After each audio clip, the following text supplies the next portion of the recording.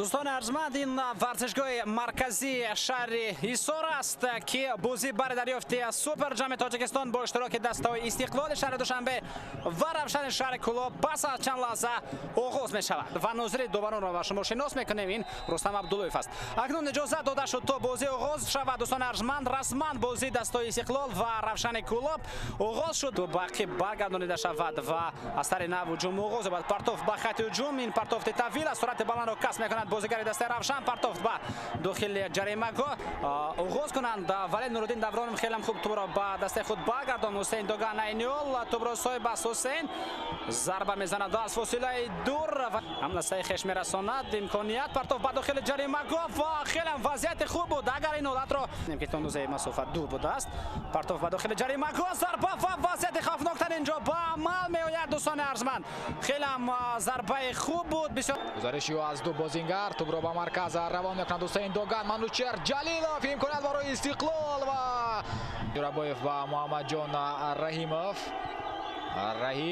و ضربه و رستم رضایف. منوچهر جلیلوف میتوانست به تو برسد. پرتوف نوبت امکانیت است. حسین دوگان به جریمه نزدیک میشود. حسین یک نفر را میگذارد. حسین دو نفر سه نفر ضربه و گل. حسین دوگان با تنهایی یک چند نفر را در داخل جریمه روشن فریب داد و اولین گل خود را در تاجیکستان به ثمر میرساند. کلیدی ببینید که از جانب نوماریوتا انجام داده شد. با آسانی از دو نفر گذشت تا جای هم رسیش به او کمک کرد.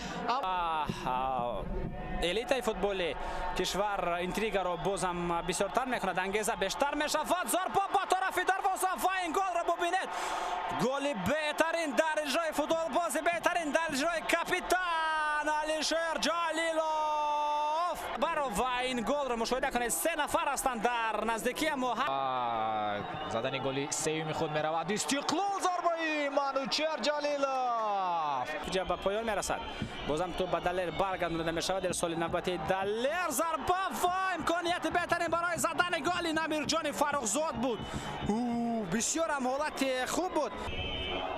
ارسال نوماریوتا به داخل جریمه فرصت است برای ضربه زنی. ضربه و توپ از خطک دروازه بیرون کرده می شود که این البته جایزه جشنی خواهد بود برای دسته مذکور. و دوستان ارجمند، همین طریق دو وسط داشته که خیش را بلند میگرداند و دسته استقلال در سال 2021 اولین جایزه خود را به دست میآورد. این سوپر جام تاجیکستان اوید به فوتبال می باشد. قهرمانی سوپر جام تاجیکستان میگردد. تبریک میکنیم تمام مخلصان استقلال رو.